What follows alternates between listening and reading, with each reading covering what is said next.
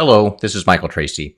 In this video, we'll look at a collection of smaller facts that have been uncovered or come into new light in the last year or so. While there will be no smoking ice axes in this video, the new photographs found relating to the watch make a compelling case that the 1:27 time does indeed mark the time of the fall.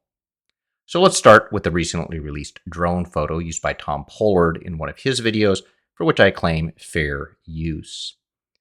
It isn't the super high resolution version, but the primary advantage of the drone photos is that they were taken directly facing the mountain and thus lack the angular distortion of photos taken by climbers who typically approach along the standard route. Even though it has been 50 years since the Chinese found George Mallory's body on Mount Everest, and 26 years since the American team, following the detailed and precise location provided by the Chinese, was able to relocate the body, people still want to claim that Mallory's body was not directly below the ice axe. This is odd because we have this video clip of Andy Pollux explaining why they thought it was Andrew Irvine's body, because the body was directly below the ice axe location and they thought the ice axe was Irvine's. We expected that this is Andrew, following that story's below the ice axe, Andrew Irvine's ice axe. However, we just found a shirt with a George Mallory tag on it. What this Nat Geo drone photo shows us is what the fall line from the ice axe to about the level of the 1933 high camp looks like. To contrast, on this photo, which I took from North Col, you can see the ice axe location and the location I call the final resting place. From this, it does not appear that the final resting place is directly below the ice axe, but you can see on the drone photo that it is on a direct fall line, directly below the ice axe location. Unfortunately, Nat Geo didn't release the photos going all the way down to Mallory's body, but once you know the final resting place is directly below the ice axe, you can easily see that Mallory's body is also directly below the ice axe. In terms of Mallory's body, there are the recently discovered photos of Tom Pollard in the Mountain Heritage Trust Museum. Some are of Mallory's body after they removed his shirt, and there is significant bruising along the entire lower back, and it appears that one of his ribs is severely damaged. The notion that Mallory had not sustained significant injuries is completely debunked by these photos.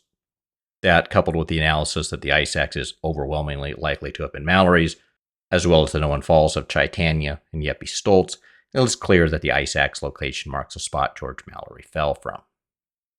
And while we are on the subject of drone photos, we have some recent Chinese drone footage over the modern route.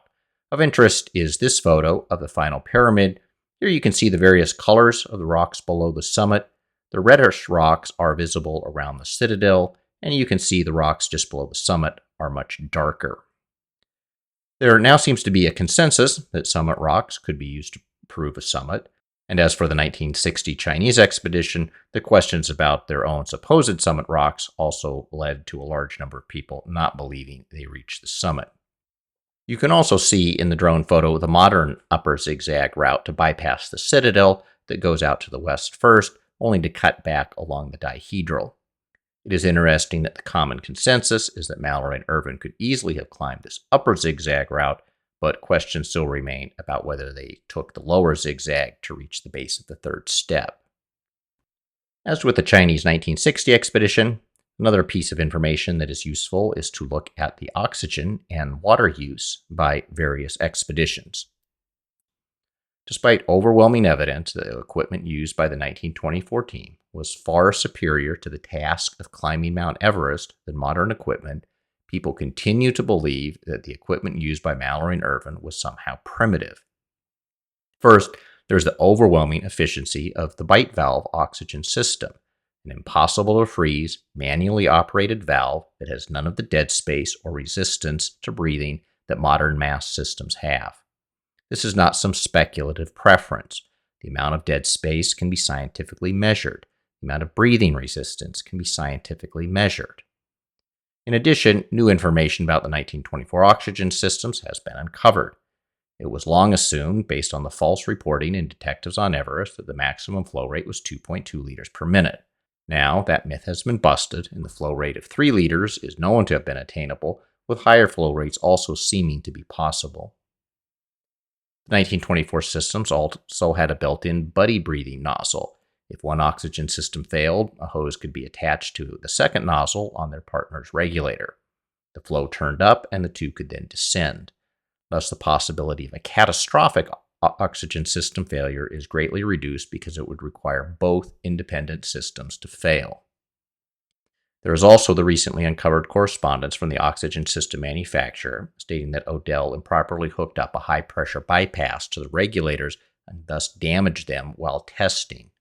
The manufacturer stated they supplied enough spare parts to fix the problem, and it appears Irvine was able to do so. This again provides an important lesson when reviewing historical events, and that is that participants tend to paint themselves in the best light. Odell blamed the oxygen systems for being fragile and easily breaking, when the manufacturer pointed out that yes, they would indeed easily break if you connected a high-pressure tube to a system that could only handle reduced pressure, which is exactly what Odell had done.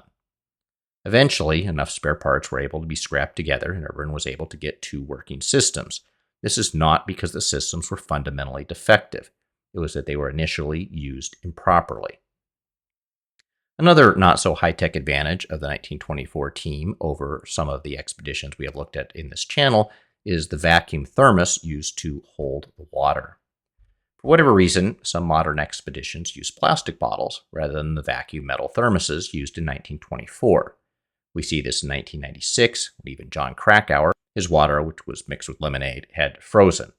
A similar problem happened to Lydia Brady in 1988. Her water was in a plastic bottle, froze, and as was similar to Krakauer, she carried the weight but received none of the benefit.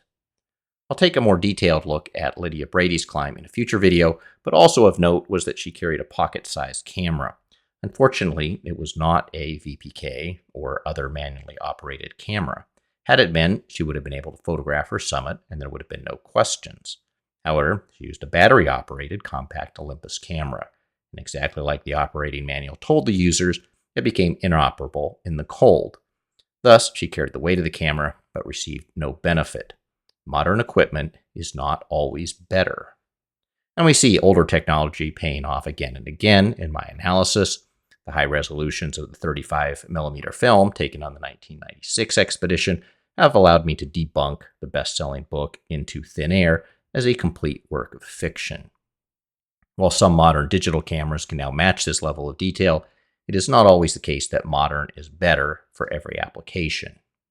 And we have more proof of this coming to us from Lobsang Jangbu Sherpa of the 1996 expedition, who unfortunately died in an avalanche later that year. In 1993, Lobsang summited without oxygen using traditional Sherpa clothing, which is, of course, natural fiber. This makes Lobsang Jangbu the only person to reach the summit by both Messner fair means and Mallory fair means. It appears that Lobsang continued to use the natural fiber clothing on subsequent expeditions, with the exception of using modern boots.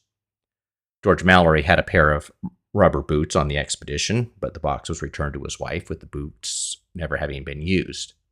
It is not that Mallory didn't have access to more modern equipment, such as down suits. Finch and Bruce used down suits in 1922. Mallory chose his clothing because it was the best fit for the job.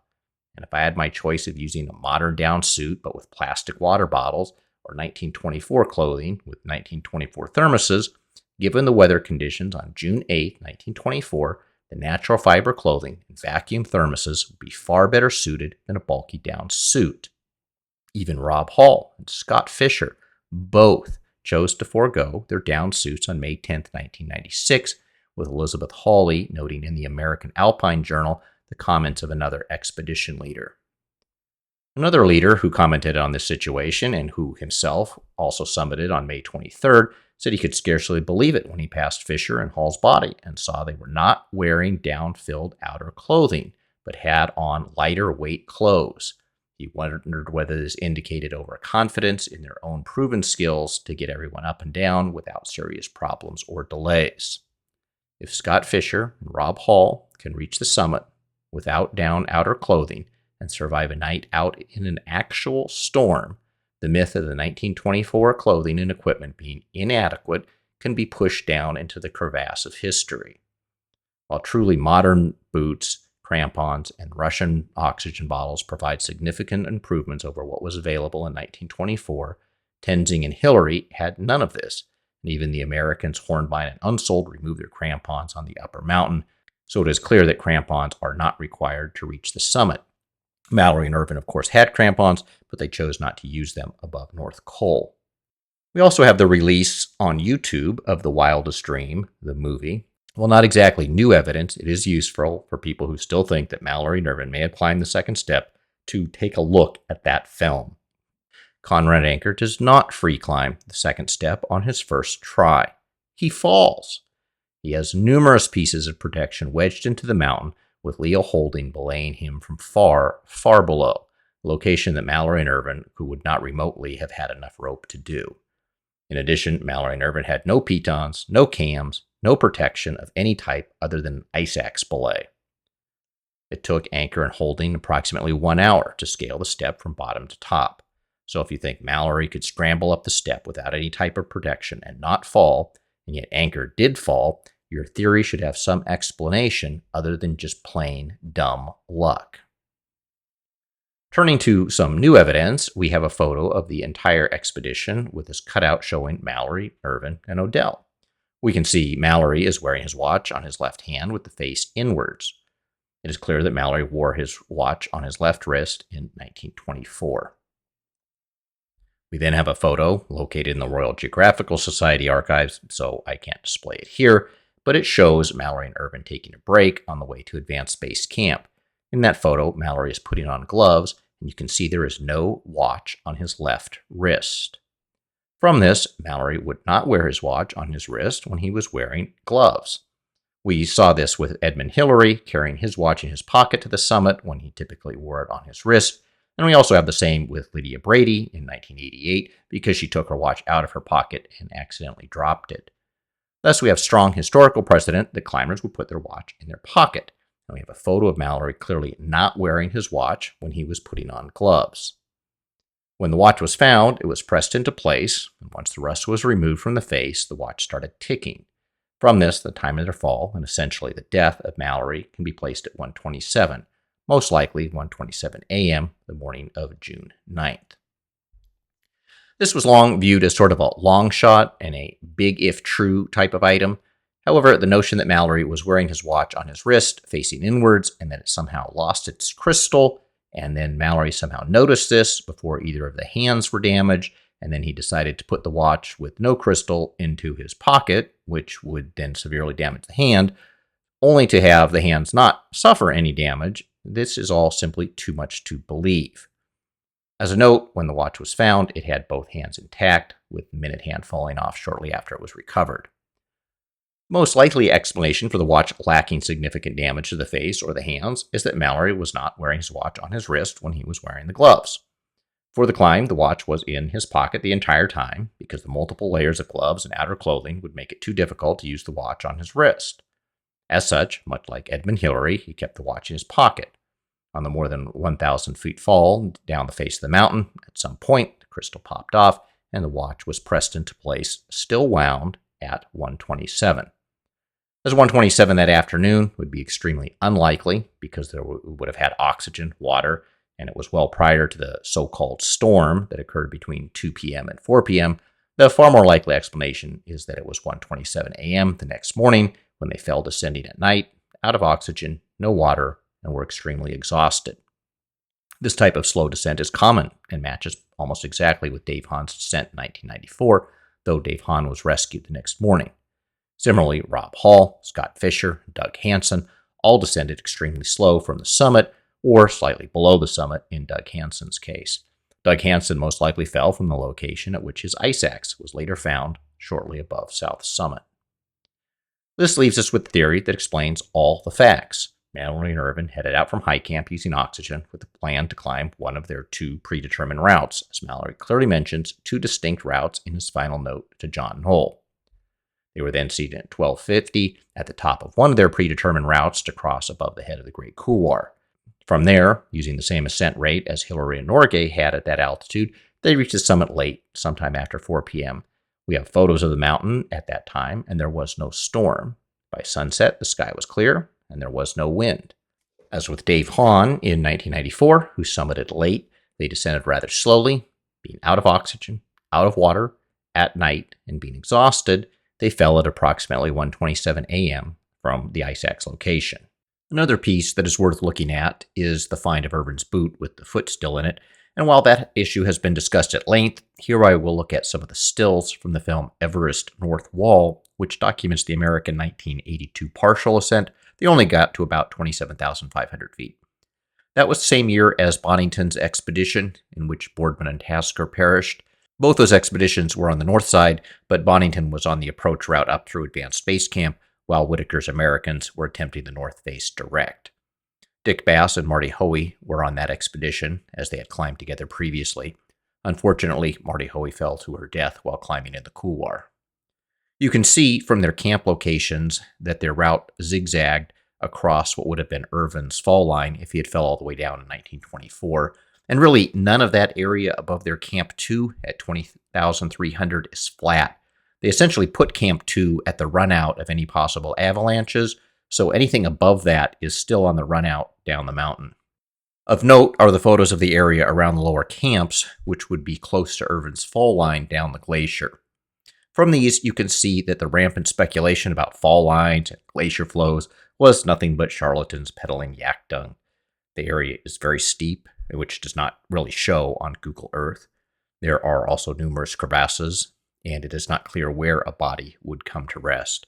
Marty Hoey fell from the couloir, and her body has never been recovered, despite the expedition having a camp at the base of the north face, and all the members having to stand past her fall line to get back to that camp. Dick Bass was at Camp 3, eating his breakfast when he got the call about Marty's death. He never finished that breakfast. Almost 15 years later, Dick Bass would be maligned when an amateur climber wrote a best-selling book of mountaineering fiction. It's worth reading Krakauer's description of Bass, which completely leaves out the 1982 expedition, and then look at the 1982 expedition, where there were no guides, no Sherpa, and Bass was primarily in the role of high-altitude porter, carrying loads between Camp 3 and Camp 4. I'll link to the film documentary of the 1982 North Wall climb, and you can go through that as there are a lot of panning shots of the area lower down on the mountain. Unfortunately, the soundtrack is a bit overwhelming and annoying, which seems to be a requirement for Everest documentaries, but if you look at what the actual mountain looks like, rather than what some charlatan tells you Google Earth shows, you will get a much better understanding of the problems of locating a body at whatever you want to call the base of the north face. And this still leaves us with the evidence that we don't have. Of the notes recovered from Mallory's body, only 4 personal letters from family and friends have been fully made public. The 1999 expedition also recovered additional written materials from Mallory's pockets, and a photograph of the front of one of the envelopes was released showing oxygen bottle pressure readings. Other photographs reveal portions of additional notes confirming that further undisclosed items exist.